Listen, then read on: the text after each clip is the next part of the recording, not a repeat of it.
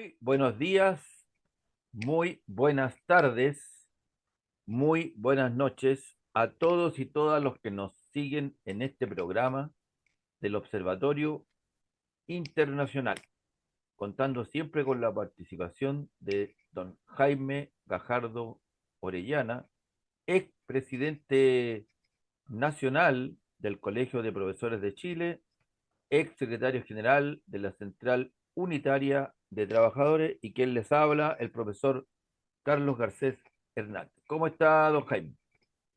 ¿Qué tal? ¿Cómo está? Muy buenas tardes, buenas noches a usted, a todos los seguidores que tenemos en nuestras redes. Y aquí en buen pie para hablar de un tema que es muy importante. Bien, así es. Bueno, en esta ocasión, como ya lo anunciamos en nuestras redes, nuestro programa se va a dedicar a estudiar lo que fue y lo que ha sido este Mundial de Fútbol FIFA 2026 celebrado recientemente. Ya tenemos el campeón en en los países de Norteamérica, Canadá, Estados Unidos y México. ¿Ya? Bueno, esto, digamos, que ha concentrado la atención mundial durante las últimas semanas, merece un análisis de nuestra parte desde una perspectiva política, geopolítica, socioeconómica, porque es mucho lo que se puede hablar sobre este tema. ¿Ya? Nosotros sabemos que, en primer lugar, la FIFA es una organización internacional que tiene aún más países o asociados que las mismas Naciones Unidas. El patrimonio que maneja esta organización es millonario, ¿ya? Y que ha estado en el centro del debate por a varias acusaciones de corrupción, fraudes, eh, lavado de activos y una serie de otras acusaciones bastante graves que cruzan esto porque este mundial, digamos, se ha transformado en además de ser un show mediático, se ha transformado en una máquina de hacer dinero a niveles increíbles, ¿ya? Y una serie de escándalos, una serie de situaciones geopolíticas no menores que han formado parte de la historia de la FIFA. Solamente, y con esto termino para que comencemos nuestra intervención, señalar lo que significó el Mundial de Argentina 78, donde estando en una plena dictadura militar se realiza ese Mundial que funcionó como una suerte de lavado de imagen a un gobierno dictatorial y que, digamos, vulneraba gravemente los derechos humanos y bueno, eso es algo que no se puede soslayar, a pesar de que la FIFA siempre ha hablado de que no, que la política no se puede mezclar, lo que es absolutamente falso. Bueno, eso pues, estimado don Jaime, ¿qué le parece? Muy bien. Eh, bueno, usted sabe que el fútbol es el deporte más popular del mundo, Así ¿ya? es, Y acaba de terminar, ahora a mediados de julio, en estos días, el Campeonato Mundial de Fútbol. ¿Ya? O sea, es algo que concitó la atención de, bueno, casi todo el mundo, diría yo, y la participación de los países más importantes. Es un evento de gran envergadura. Pero ¿qué ha pasado de un fútbol eh, de defensa de la camiseta, de representación de identidades, a un fútbol empresa? ¿Ya? Y aquí es importante tener algunos antecedentes para nuestro análisis. Por ejemplo, este campeonato se caracterizó por tener registros históricos. Ha sido uno de los mejores campeonatos desde un punto de vista económico. Han recaudado 15.000 millones de dólares. Eso ingresó a la FIFA durante este campeonato. Ahora, eh, hay que descontar, sí, 3.800 millones de dólares en costos de operación. Eso significa organización del evento, premio, eh, publicidad, etcétera. Y, y- y a pesar de todo eso, la FIFA obtuvo una utilidad que es superior a los 5.000 millones de dólares. O sea, el torneo más rentable en la historia del fútbol.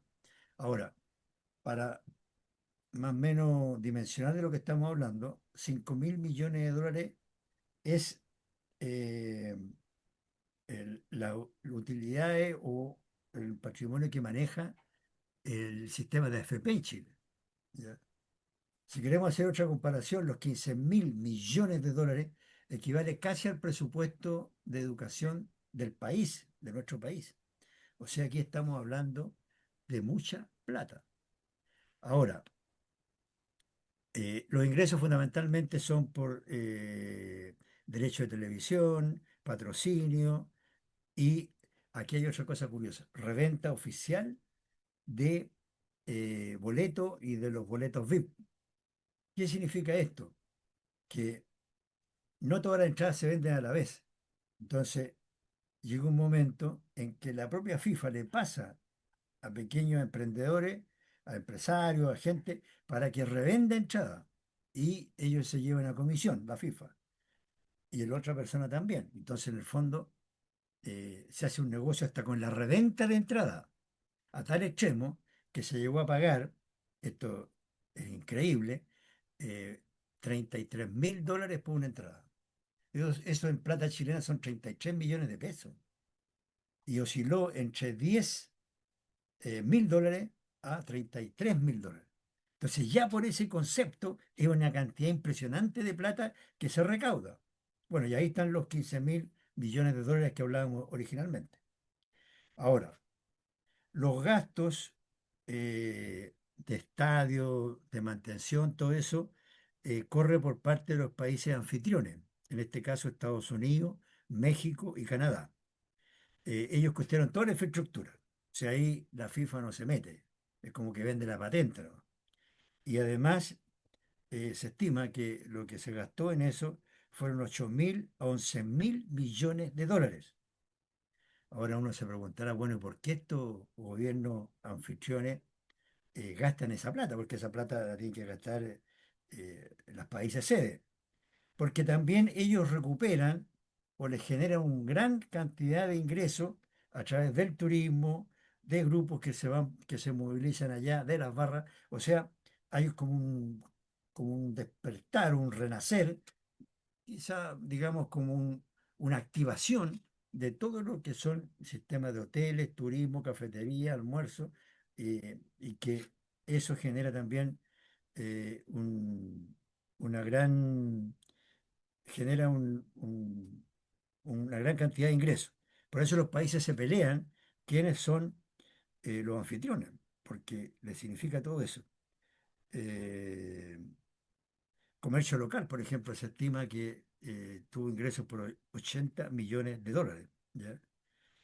Ahora, eh, hay una bolsa de premios que son 871 millones de dólares y eso se reparten un piso para todos. O sea, todos los que van al campeonato reciben 10,5 millones de dólares. Y luego el campeón recibe 50 millones de dólares, el subcampeón 33 millones de dólares y el tercer lugar 29 millones de dólares. Ve usted el movimiento de recursos de plata que se genera en todo esto y que se han transformado en uno de los grandes negocios, en uno de las cuestiones que eh, eh, son importantes de considerar. Bueno, el capitalismo, el neoliberalismo, estos sistemas, sobre todo la democracia occidental, entre comillas, han tenido, eh, yo diría, el latino, han atinado a que comercializan con todo. Todo lo transforman en un comercio, en un gran movimiento de recursos. Y el deporte no podía estar ajeno a eso. Menos este deporte que es tan popular en el mundo. E incluso está en el nivel de negocio y todas las implicancias que esto tiene, que en Estados Unidos, por ejemplo, hasta hace décadas atrás, el fútbol no era considerado un deporte nacional. Ahí está el béisbol, el, el rugby, son impresionantes las bolsas de dinero que se manejan. Por lo tanto, ellos ahora están impulsando esto. Un club llevó a Messi a jugar a Miami, cosa de promover el fútbol, que se dan cuenta de que esto es un gran negocio. Y así ocurre también con otros países.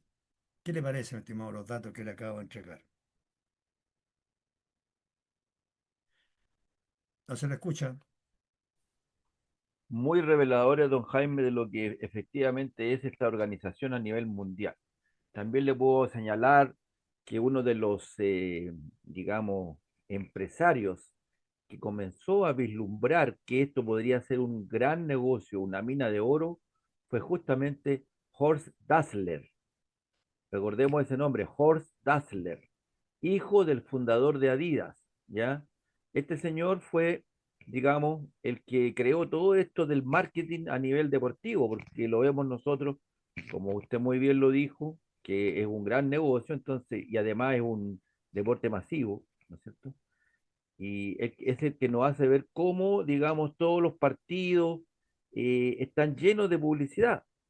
Mm, Vale recordar que ahora en Estados Unidos inventaron en este mundial la famosa pausa de hidratación, que no es más que una manera de meter propaganda, o sea, de introducir publicidad más ya de la que uno ve a cada momento en los sponsors, ¿no es cierto?, que están en la, en el estadio. ¿Ya? Bueno, este señor, volviendo al señor Daller, este señor fue el artífice de crear la ISL, la International Sport and Leisure, que fue la empresa que se preocupó de vender los derechos televisivos y los patrocinios a escala global. Antiguamente la FIFA, antes de este señor, los derechos televisivos eran prácticamente gratis lo que se entregaban porque como el objetivo de la FIFA era simplemente una justa a nivel internacional y mundial, entonces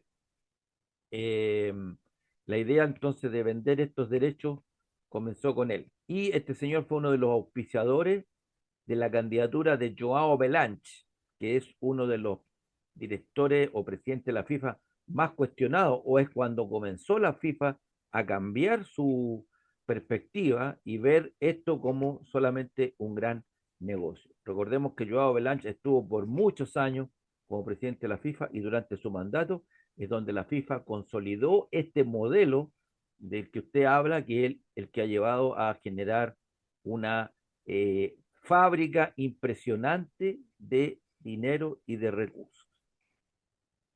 Bueno, eh, este concepto de el fútbol empresa y de transformar esto en una gran fuente de negocio viene desde muy de la raíz de, y se expresa en todos los países del mundo. Por ejemplo, aquí en Chile existe la NFP, ¿ya? Que es una asociación de clubes como Colo-Colo, la U, y también tienen entendido que hay gente de segunda división. Bueno, ahí también está este mismo concepto, pero a menor escala, ¿ya? Eh, Antiguamente el fútbol era como representación de gremio, de territorio, de sectores poblacionales. Por ejemplo, el propio magisterio tenía su club del magisterio. La empresa Bata, Bata tenía un club de Bata, ¿ya? Los ferroviarios, Ferrobadminton, bueno, todo eso respondía a un concepto de ese tipo. Sin embargo, ahora esto eh, se ha transformado en empresa. Por ejemplo, Colo-Colo blanco y negro, ¿ya? Y una empresa que tiene un directorio, que eh, hay un gerente, hay acciones y según los dueños de las acciones y la cantidad de personas que, que grupo económico o según la cantidad de acciones que tenga, es la incidencia en el club. Antiguamente había una asamblea de socios, ¿ya? Y que ellos aportaban una cuota y se hacían elecciones que eran muy reñidas. Sin embargo, hoy día, de lo menos que se habla es de ese tipo de cosas al interior de los clubes, porque ya tienen un concepto distinto que es club-empresa. Y si vamos viendo así, en todos los clubes, en más escala o menor escala, ocurre exactamente lo mismo. Y en los otros países también, ¿ya? Si no, veamos Barcelona, Real Madrid. Real Madrid es el club más rico del mundo, pero ellos no tienen este sistema de empresa. Pero hay una figura que los transforma en lo mismo. ¿Ya? Esto significa que los jugadores se cotizan en un mercado, se compran, se venden. O sea, aquí operan todas las leyes de ese tipo y que, así como en otros rubros, la educación, la salud, bueno, también acá ocurre algo mismo. Y por supuesto, genera que un grupo, elite, son las beneficiadas, porque no todo el mundo recoge de esto, y también dentro del grupo de deportistas, de futbolistas, también una pequeña elite que es muy bien tratada económicamente. Es como, igual que llegar a una empresa, usted tiene una empresa común y corriente, tiene un directorio, tiene un gerente, todo eso gana muy bien, tiene una plantilla en que la inmensa mayoría gana muy poco y un grupo de élite es la que percibe los beneficios y las remuneraciones en ese sentido. Entonces aquí el fútbol se ha transformado en eso. Y yo quiero señalar que, bueno, con esto, incluso ahora los eventos los quieren incrementar. Fíjese usted que quieren hacer un campeonato mundial de clubes, así como existe un campeonato mundial de selecciones cada 4 años, ahora en el camino instalan un campeonato por continente de clubes y de selecciones, igual cosa en África, en Asia, en todos lados, y más encima ahora van a eh, querer hacer un campeonato mundial de clubes. Porque claro, el negocio es bueno, pues entonces hay que expandirlo, proliferarlo, ¿ya? Y con eso ellos también logran como objetivo no solo ganar plata, que es lo más importante para ellos, pero es mucha plata, demasiada plata, ya dimos algunas cifras, pero también esto lo hacen con objetivos de tapar los problemas. Vea usted que en el caso de este campeonato se generó una verdadera fiebre deportiva y que hace que otros problemas que son tan importantes en los países y en un país en especial, que pasan a segundo plano. Y esto sirve de cortina para dar espacio a muchos gobiernos a que hoy día hablen de los problemas, pero no solucionen los problemas que presenta la gente. Por lo tanto, tiene doble utilización. Y por último, mire, en esta parte solo recordar una anécdota que yo siempre la he tenido muy presente. El año 85, 86, en pleno periodo de dictadura, la gente no tenía cómo expresarse. Entonces usaba estos escenarios, cuando había un partido importante, para expresar su protesta, su repudio hacia la dictadura pinochetista. Y hubo un partido de la selección, no recuerdo con quién, donde la selección tenía muchas posibilidades de clasificar, en que se llenó el estadio. Yo estaba presente ahí y eh, había una caricatura de Condorito que se movía con un traje de Condorito por todos lados y la gente utilizó ese Condorito para protestar y repudiar a la dictadura. Entonces también ha tenido esos efectos en algunos casos lo que es los campeonatos deportivos. ¿Qué le parece? Efectivamente, don Jaime, lo que usted describe es así, es la manipulación mediática, lo que los periodistas llaman la agenda setting, o sea, crear una cortina o enfocarse en cierto tipo de cosas para ocultar lo que realmente resulta relevante. Bueno, también comentarle respecto al tema del fútbol, el tema este de la sociedad anónima y la cantidad de millones que se manejan, digamos, en este tema, donde usted puede ver que a nivel de los salarios en Chile, por lo menos, de los futbolistas, reflejan esa desigualdad brutal que hay en las remuneraciones. Porque para que usted sepa, digamos, para que todos sepan, todos sepamos, los sueldos cómo se manejan. Por ejemplo, el mejor jugador más pagado o mejor pagado en Chile es el señor Vidal de Colo-Colo. ¿Ya? Él gana 120 a 160 millones de pesos mensuales. Ese es el salario que recibe él. Y si usted lo compara con otro tipo de jugadores, obviamente, porque esto es como es una especie de pirámide, ¿no es cierto? Que la plantilla de Colo-Colo de los principales equipos son los más pagados, los mejores pagados, pero usted en contraste tiene salario de otros deportistas, de clubes más pequeños, de provincia, que no llegan al millón de pesos. Entonces usted se da cuenta, usted, la abismal diferencia en las remuneraciones que son fruto, ¿no es cierto?, de esta visión capitalista del fútbol mundial. Y respecto a lo que señalábamos también de cómo el fútbol se ve, o la FIFA pretende mostrarlo como algo inocuo, que es apolítico, lo que es absolutamente falso. Porque a través de la historia de los campeonatos mundiales han habido eventos, don Jaime, donde la política ha estado en el primer lugar de todo lo que significa. Mire, yo le voy a mencionar algunos nomás para que usted y lo recordemos juntos. ¿Ya? Por ejemplo, en el año 34 se jugó el campeonato mundial en Italia. Y en ese tiempo, compañero Jaime, gobernaba Benito Mussolini. Y entonces él utilizó el mundial como una victoria o como una, digamos, manifestación de la superioridad del gobierno fascista. ¿Ya? Y incluso obligó a los jugadores que tenían que ganar, si no iban a sufrir las consecuencias. ¿Se fija usted? Una manipulación Sí, ideológica. sí.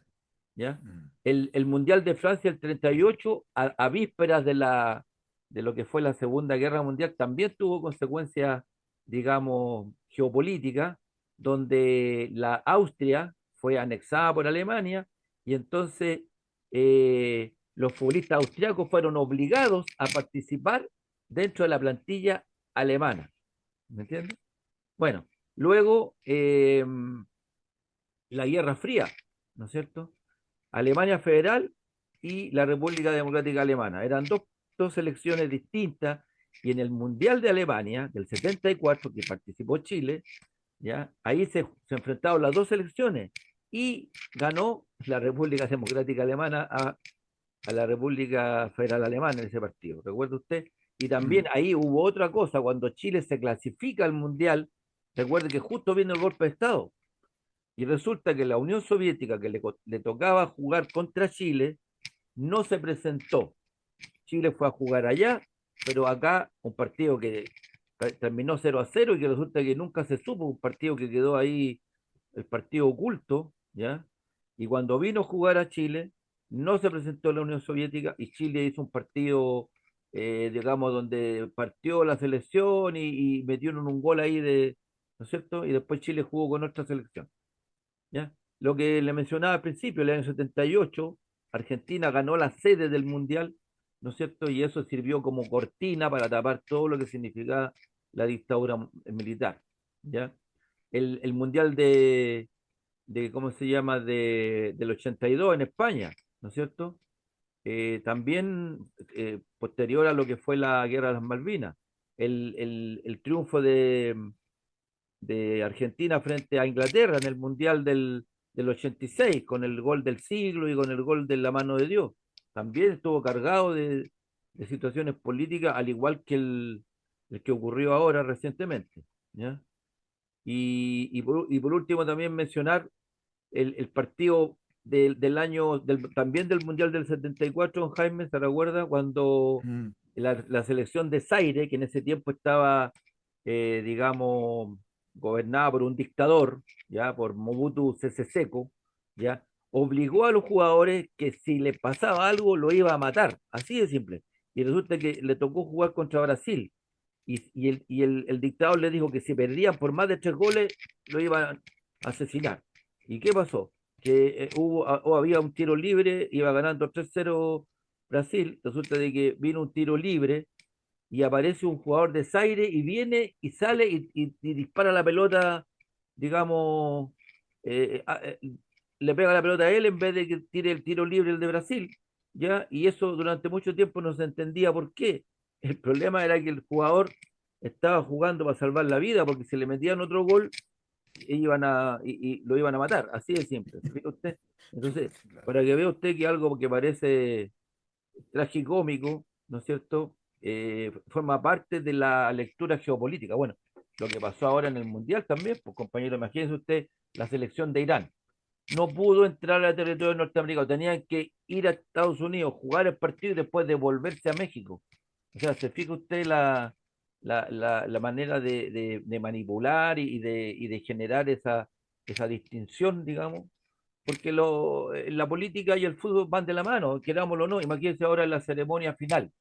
Se presentan los cuatro, o sea, los tres presidentes y el primer ministro canadiense, la presidenta de México, el señor Trump, ¿ya? Que a toda costa quería aparecer ahí con los españoles levantando la copa. Los españoles se hicieron los locos, ¿ya? Hasta que el tipo se fue, porque Fantino lo tuvo que prácticamente echar ahí de la ceremonia, porque él quería estar ahí en primera línea, y ahí recién los jugadores españoles levantan la copa, y uno de los jugadores españoles no le quiso dar la mano a Trump. Y así una serie de cosas y bueno, el partido de Argentina con Inglaterra, donde los jugadores levantan un lienzo, ya donde aparece las Malvinas son argentinos. O sea, hay una situación política en el fútbol que es inevitable, que se filtra, como usted lo dice, en muchas ocasiones, la barra de los de abajo gritando contra la policía o la garra blanca en su momento, porque todo eso forma parte de una contradicción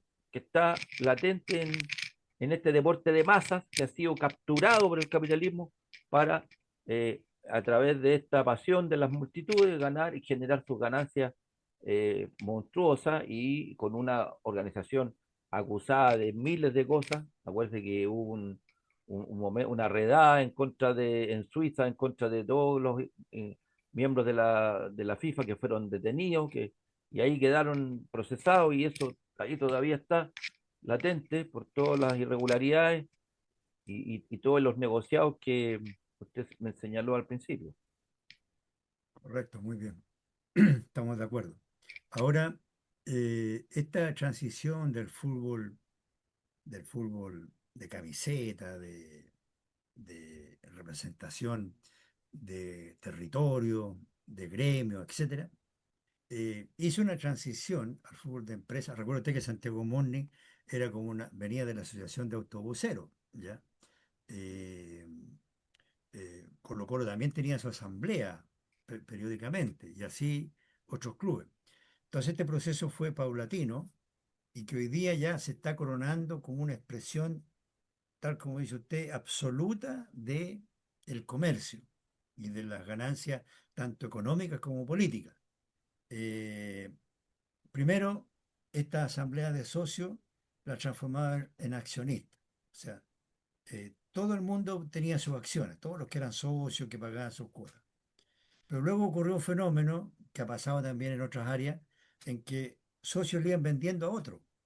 Y así uno se iba apropiando de la mayoría de las acciones y es el que roncaba, el que mandaba en todo el tema. Así, por ejemplo, eh, se ha dado en muchos clubes y se han transformado hoy día en fútbol empresa, lo que estamos analizando. Y para corroborar esto, algunos datos, por ejemplo, Blanco y Negro, Colo-Colo, ahí hay tres bloques accionarios, tres bloques de acciones. Uno de Aníbal Mosa, ¿ya? Y la Raín Vial, ¿ya? Y otro que pertenece al Club Deportivo Colo-Colo. O sea, estos accionistas son los que son los dueños, los que eligen un directorio y ellos determinan la política a seguir, la gerencia comercial. Por ejemplo, Rangers de Talca, porque todos los clubes grandes, chicos, tienen la misma figura. Rangers de Talca, ahí uno de los principales accionistas es, eh, una empresa de cecina, ¿ya? PF, no sé Sí. cómo se llama. Productos Fernández de Eh, Talca. Exactamente. Ahí Y para que nos Santiago auspicie el Morni, que yo programa. lo mencioné, Santiago Morni, Miguel Nasur, que tiene el 97% de la propiedad. Bueno, y así puedo ir nombrando muchos ejemplos. La ¿Eh? Universidad de Y es, Chile, por ejemplo. claro, y es lo que se expresa a nivel también internacional. La Universidad de Chile, Azul Azul, ¿ya? Los Cruzados, la Universidad Los Católica. Cruzados, claro, también tienen una figura similar. Ahora, esto tiene tantas aristas de expansión comercial que, por ejemplo, yo me di cuenta ahora en este campeonato en que, claro, ahí el canal de televisión que se adjudica los derechos, que los compra, tiene el- la transmisión al aire libre. pero hay mucha transmisión, pero no pueden transmitir todos los partidos por la televisión abierta. Entonces hay muchos que es vía streaming con aplicaciones. Entonces, había un partido importante, no se transmitía por la televisión abierta, todo el mundo recurría a eso. Uno se metía en la aplicación, pero decía, mire, tiene que pagar 7.000 pesos, tiene que pagar 6.000 pesos. O sea, ahí también hay una red de, de vendedores de aplicaciones, de gente que está metida en todo ese mundo y que también hace su negocio y que no es menor, porque, por ejemplo, imagínense, hubo un día en que habían dos partidos buenos de clasificación final. Francia con España, parece, y, y Argentina con otro país. Los dos eran Inglaterra puede ser. muy atractivos, pero transmitieron uno solo. Entonces se abre el campo para todo ese sector para que lo hiciera vía ese camino y mucha gente lo paga. Claro. Bueno, también ocurre el negocio con las camisetas, los llaveros, viajes, venta de El entradas. álbum, compañero. El álbum, eso también fue Panini impresionante. tiene el monopolio de no sé cuántos campeonatos de hacer el álbum. Mire, ¿sabe usted cuánto costaba completar el álbum? Más de ¿Sí? 400.000 pesos tenía que para poder completar el famoso álbum. Yo, compañero, mire, le voy a hacer una cosa personal. Durante muchos años traté de completar un álbum, nunca lo pude completar. Claro, pues si está hecho para que no lo pueda completar nunca uno, porque le ponen figuras que no salen nunca, pues compañero, es como la lotería la cuestión. Entonces es un negocio, Exactamente. compañero, pues, de nunca acabar. Excelente, sí, exactamente. A mí también me impresionó eso en el centro de Santiago, en algunas esquinas populares. Había, pero cientos de gente que estaban intercambiando figuras, otros que estaban apostando. Bueno, ¿y para qué vamos a meter en el mundo la apuesta y una serie de otras cosas que eso ya es más como privado? No, ¿Ya? pero compañero, fíjese usted que en la publicidad, no sé si cuál vio usted, porque como yo también tenía un streaming que me prestó mi hija, Mm. resulta de que ahí salían tres propagandas, fíjese usted. Primero, de la casa de apuestas, que era una de las que trabaja con la Ah, FIFA, sí, y sí. decía, no, y al final salió una advertencia, no, este juego no es para menores de edad. Bueno, en el fondo están incitando a que todos apuesten. Mm. Segundo, comida chatarra. Tercero, bebida alcohólica. O sea, todo lo peor que usted puede imaginar eran los que patrocinaban las transmisiones de televisión. ¿Se da cuenta usted? Entonces, estamos hablando de un macro negocio, pero que vulnera todo lo que uno pueda pensar. Mire, cuando nosotros éramos pequeños, que hartos años atrás era, uno veía el fútbol libremente, pues compañeros, no Mm. existían esas cuestiones de que tiene que pagar, pagar una suscripción para el cable. Todo el mundo tenía acceso a ver a los partidos de televisión o iba al estadio, pero imagínense con los precios que ahora usted me indica, y bueno, al día de hoy también las populares son en la peor ubicación, pues no se ve nada del partido, entonces, para que vea usted cómo continúa esta manipulación a un nivel que uno, la verdad que podría estar un año hablando de todo este tema. Bueno, de hecho, la presidenta de México, una de las explicaciones que dio de por qué ella no participó en la inauguración es el alto costo de entrada, como como un gesto solidario o de protesta, porque posibilitar a la gente común a comprar entradas de ese tipo. Ahora, de hecho, las delegaciones de los distintos países que los entrevistaban en la televisión, se nota que eran gente de élite o gente de plata de sus respectivos países. De los argentinos que pudieron llegar allá, era gente con plata que tenía predispuesto a gastar 15.000 dólares, 20.000 dólares, estamos hablando de 15, 20 millones de pesos, en estadía, en comprar entradas, en participar con las barras. Entonces, además, una de las consecuencias de todo este fútbol de empresa es que se ha ido transformando en un fútbol para la élite, ¿ya? De hecho, ir al estadio significa un gran costo, ¿ya? Yo no sé cómo están las entradas aquí en Chile, pero estamos hablando de arriba de 10.000 pesos, una cosa, depende de los partidos. Pero también eso ha tenido, o sea, esa ha sido otra de las consecuencias que ha tenido este fútbol empresa y que se expresó tan nítidamente a nivel internacional, pues, con el Campeonato Mundial 2026. ¿Qué le parece?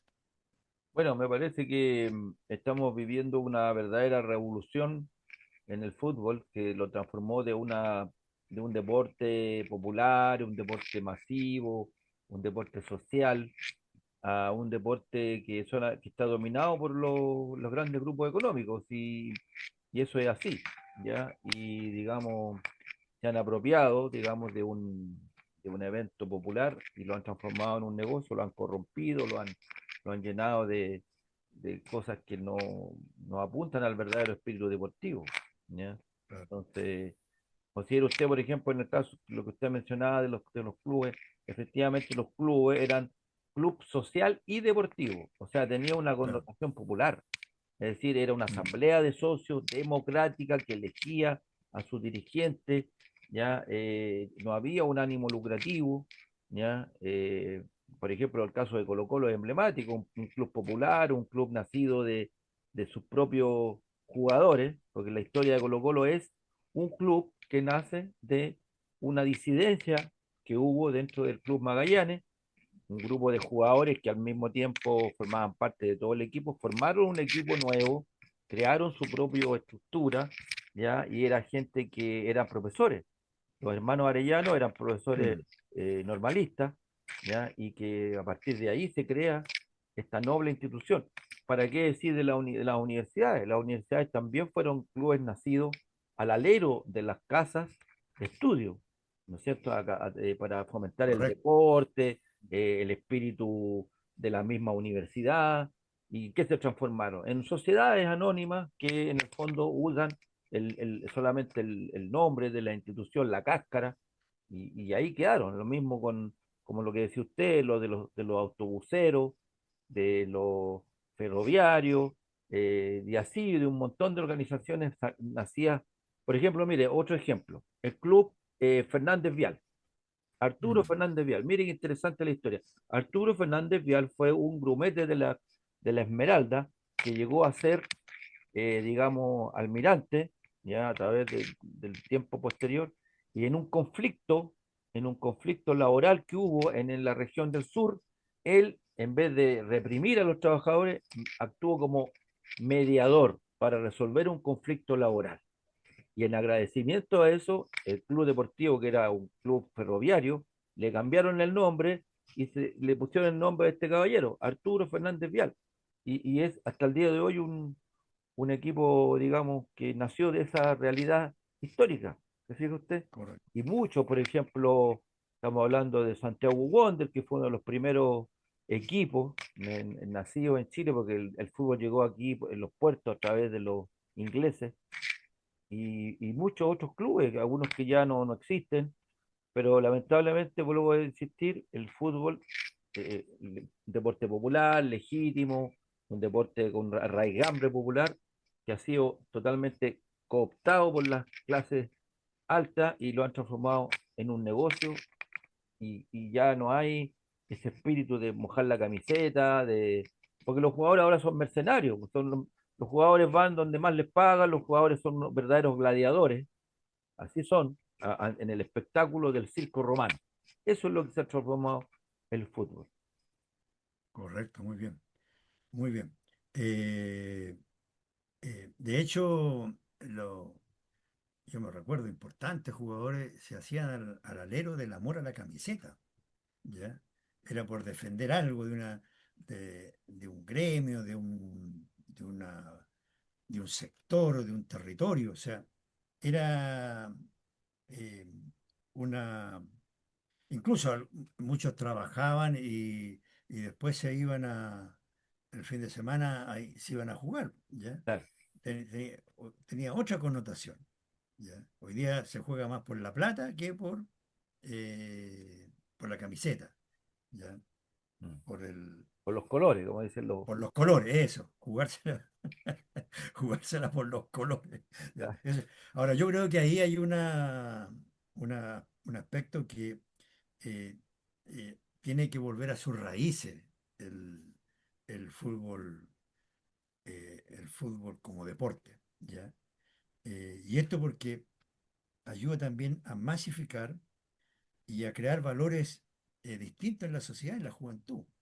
Fíjese usted, años atrás, la importancia de los campeonatos deportivos regionales, escolares, los claro. campeonatos escolares. Eso prácticamente hoy día ya no se está dando.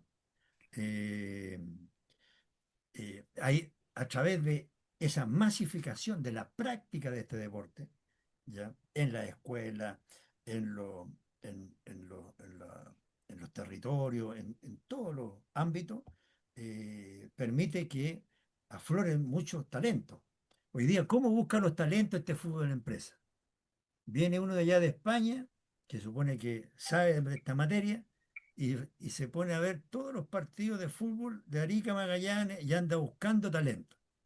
Sin embargo, en un sistema de masificación donde todos los actores y sectores sociales están comprometidos, afloran por sí solos, ¿ya?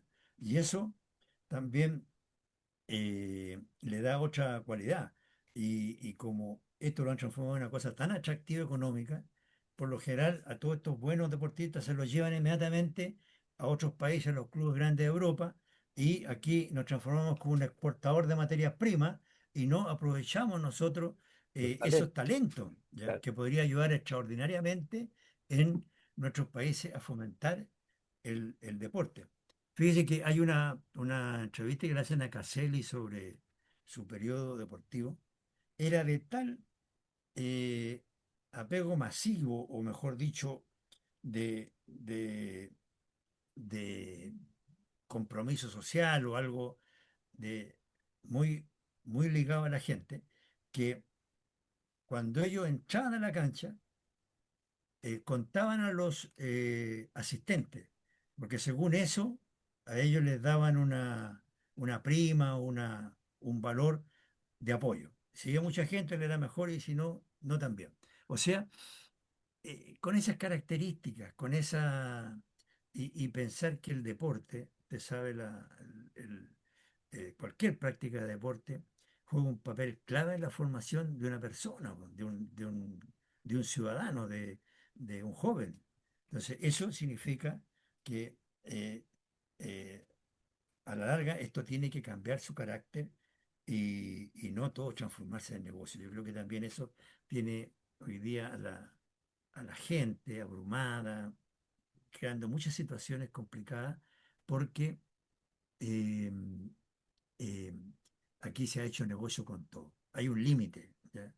La educación, el deporte, la salud, no pueden ser un negocio regido por todas las categorías que existen en el mercado, porque eso lleva a una élite que beneficia y a una gran masa que queda al desamparo. Por lo tanto, yo creo que ahí hay una de las buenas propuestas, que es volver a sus raíces, Claro. retomar el carácter masivo y erradicar este fútbol empresa. Son el camino para que el deporte, el deporte, el fútbol, un deporte tan popular en el mundo, eh, cumpla un objetivo de beneficio para la sociedad, para el mundo, para la gente, y no solo para estos grupos económicos que se aprovechan de esto y ganan más plata. Mire, fíjese usted, don Jaime, cómo funciona esta lógica del mercado y del lucro y del individualismo. Le voy a dar un ejemplo. Mire, ¿qué es lo que pasa en Chile con el fútbol? ¿Por qué el fútbol chileno no ha podido lograr un mejor desempeño? Nosotros tuvimos lo que se llamó la generación dorada, ¿no es cierto? Bueno, Mm. eso partió, hay que decirlo aquí, con la incorporación de Bielsa al fútbol, al seleccionado como director técnico, que creó una nueva mística, un nuevo estilo, digamos, en el desarrollo de las selecciones, que después lo continuó Sampaoli, etcétera, pero después eso no continuó. ¿Y por qué no continuó?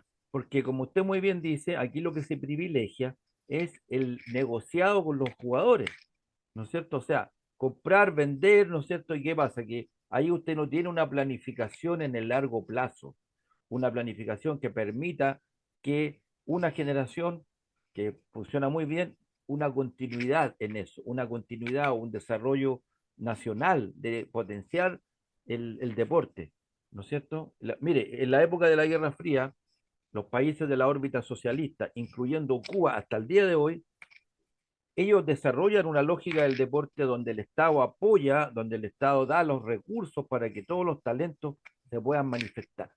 Decía usted, y la Unión Soviética y todos los otros países competían, digamos, par a par en las Olimpiadas, en el fútbol también, la selección rusa tenía bastante muy buena desempeño, uno de los grandes valores de Rusia, entre muchos otros, el arquero Yashin, que ha sido considerado los mejores arqueros de todos los tiempos, la araña negra.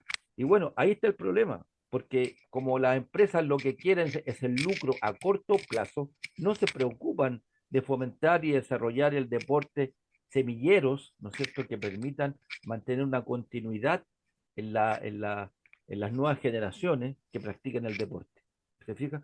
Entonces, si hubiese una visión centralizada, una visión de Estado, una visión, digamos, del deporte como como un referente para la juventud, para desarrollar y para que la juventud no tenga otras cosas que la distraen, pasaría eso, tendríamos mejor desempeño en el fútbol y en muchas otras disciplinas, porque muchas veces uno ve que deportistas de distintas disciplinas tienen que estar como prácticamente rogando que los auspicien, que los apoyen, porque no existe una política integral y, bueno, no solamente en el fútbol es el más importante, pero ¿por qué yo insisto, nuestro país pudo haber tenido, si tuvo una generación dorada, si tuvo muy buen desempeño, ¿por qué no lo pudo continuar? Imagínense Chile cuando organizó el Mundial de Fútbol, la mayor parte de los jugadores eran gente de extracción popular, era gente que no, no se dedicaba